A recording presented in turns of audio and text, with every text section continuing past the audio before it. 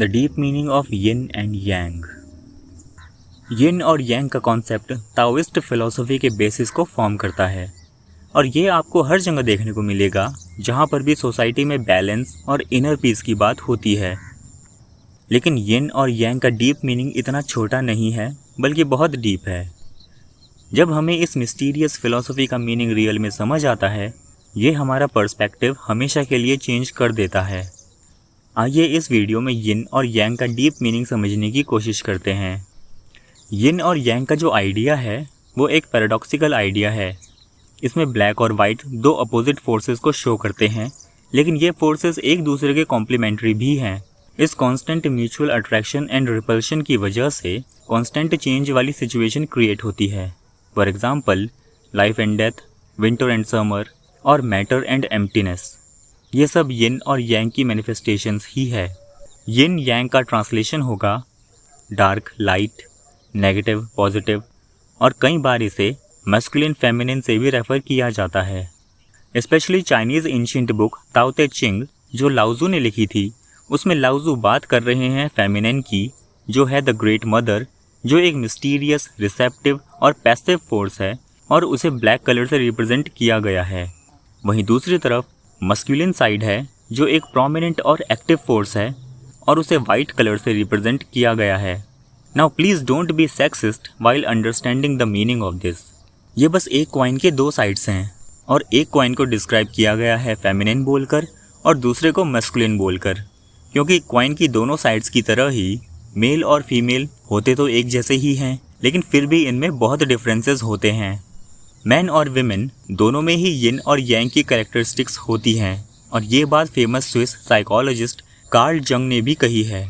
उन्होंने बात की है विमेन की अनकॉन्शियसनेस मैस्कुलिन साइड की, जिसे बोलते हैं द एनिमस, और मैन की अनकॉन्शियस फेमिनिन साइड की, जिसे बोलते हैं द एनिमा। जब हम यिन एंड यांग के सिंबल को देखते हैं तो हमें एक ब्लैक डॉट दिखता है वाइट एरिया में और एक वाइट डॉट दिखता है ब्लैक एरिया में, और ये एनिमस और एनिमा को ही रिप्रेजेंट करता है। तो यिन और यांग किसे बोलते हैं और इन दोनों में क्या डिफरेंस है? इससे पहले मैं आपको इस क्वेश्चन का आंसर बताऊं, आप ये जान लीजिए कि इस क्वेश्चन का कोई एक पर्टिकुलर आंसर नहीं है। ये बस एक सब्जेक्टिव क्वेश्चन है और इसका answer person to person change हो सकता है। ताओ ते चिंग बुक के सेकंड चैप्टर में लाओजू ने लिखा है, बीइंग और नॉन बीइंग एक दूसरे को प्रोड्यूस करते हैं, डिफ़िकल्ट और इजी एक दूसरे को कॉम्प्लीमेंट करते हैं, लॉन्ग और शॉर्ट एक दूसरे को डिफ़ाइन करते हैं, हाई एंड लो एक दूसरे को अपोज करते हैं, फ्रंट और बैक एक दूसरे को फॉलो करते हैं। ये जो भी एग्जांपल्स मैंने आपको बताए, इन सब में यिन और यांग एलिमेंट है। यिन और यांग एक दूसरे को कॉम्प्लीमेंट करते हैं। यिन जो कैरेक्टरिस्टिक्स रिप्रेजेंट करते हैं वो नेचर में पैसिव, एम्प्टी, लो, कोल्ड और डार्क होते हैं।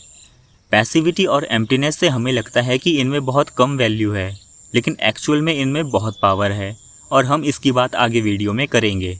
यांग जो कैरेक्टरिस्टिक्स रिप्रेजेंट करता है वो नेचर में एक्टिव और मैस्कुलिन एलिमेंट वाली होती है, जैसे कि light, warmth, height, fullness, speed and aggression. तो अगर हम ताओ ते चिंग बुक के कॉन्सेप्ट से समझें कि लॉन्ग को कंसिडर किया जाता है एज यांग और शॉर्ट को कंसिडर किया जाता है यिन, ऐसे ही बीइंग है यांग और नॉन बीइंग है यिन। इनमें किसी भी एक के बिना दूसरा एग्जिस्ट नहीं कर सकता और कौन यिन है और कौन यांग, ये दोनों के रिलेशनशिप पे डिपेंड करता है। कई बार हमें लगता है कि यांग बहुत पावरफुल है और यिन उतना पावरफुल नहीं है, लेकिन ऐसा नहीं है। यिन में भी बहुत पावर छुपी होती है। ये एक्सप्लेन करने के लिए एक अच्छा एग्जाम्पल है फंक्शनैलिटी ऑफ मग। जो एक मग के एस्पेक्ट हैं वो है कि वो मग किस मटीरियल से बना है, जो एक हार्ड और ड्राई मटीरियल ही होता है। लेकिन ऐसी कौन सी चीज़ है जो मग को इतना यूज़फुल बना देती है? It's answer is it's emptiness. अगर मग एम्प्टी नहीं होगा तो उसमें हम चाय, कॉफ़ी या कोई भी लिक्विड होल्ड नहीं कर पाएंगे। जब हम एम्प्टीनेस को इस तरीके से देखते हैं तब हमें पता चलता है कि एम्प्टीनेस की वैल्यू भी कितनी ज़्यादा है। एम्प्टीनेस की वजह से ही हम फुटबॉल को शूट कर सकते हैं, अपने रूम में एंटर कर सकते हैं, हम लाइट देख सकते हैं और यहाँ तक कि दूसरे लोग हमारी आवाज़ को इसलिए सुन सकते हैं क्योंकि यहाँ एम्प्टीनेस है। यिन का दूसरा एस्पेक्ट है पैसिविटी। सोसाइटी में पैसिविटी को अच्छा नहीं माना जाता है। सब चाहते हैं कि आप हमेशा एक्टिव रहो और हमेशा अच्छे रिजल्ट्स ही डिलीवर करो। लेकिन इस वजह से हम लाइफ के पैसिव एलिमेंट्स को उतनी रिस्पेक्ट नहीं दे पाते जितनी हमें देनी चाहिए। इसे एक एग्जाम्पल से समझते हैं। हमारी मसल्स जिम में नहीं बनती, हमारी मसल्स तब बनती है जब हम सो रहे होते हैं या रेस्ट कर रहे होते हैं, क्योंकि उसी टाइम हमारे टिश्यूज़ रीबिल्ड होते हैं। यिन की एक और अमेजिंग कैरेक्टरिस्टिक है रिसेप्टिवनेस, और ये भी हमें हर जगह देखने को मिलती है। जैसे फ्लावर्स वेट करते हैं इंसेक्ट्स का पॉलिनेट होने के लिए, विमेन वेट करती हैं बार या रेस्टोरेंट्स में कि कोई अट्रैक्टिव मैन उनसे बात करने आए, और यहाँ तक कि यूनिवर्स में ब्लैक होल्स भी एक जगह स्टेशन होकर दूसरी हेवनली ऑब्जेक्ट्स को अपनी ओर अट्रैक्ट करते हैं। लेकिन जैसा मैंने पहले कहा, हम यिन को यांग से अलग नहीं कर सकते और ये हमेशा साथ ही चलते हैं। अगर फ्लावर पैसिव है तो कोई ना कोई इंसेक्ट एक्टिव होना ही चाहिए जो पॉलेंस को उस फ्लावर तक लाए। एम्प्टीनेस ज़रूरी है लाइट को फ्लो करने के लिए, लेकिन कोई ना कोई ऑब्जेक्ट भी होनी चाहिए सराउंडिंग्स में जिससे वो लाइट उस ऑब्जेक्ट पर पड़े और वो ऑब्जेक्ट फिर हम देख सकें। हमारी बॉडी में न्यू टिश्यूज़ भी तभी डेवलप होंगे जब पहले हम जिम जाएंगे। यिन और यांग के इस कॉम्प्लीमेंट्री नेचर की वजह से हम ये बोल सकते हैं कि बोथ फेमिनिन और मस्कुलिन साइड्स एक दूसरे को कॉम्प्लीमेंट करती हैं और अंडर चेक रखती हैं। अगर एक इनमें से ज़्यादा डोमिनेंट हो जाए तो दूसरी साइड भी थोड़ा ग्रो करती है।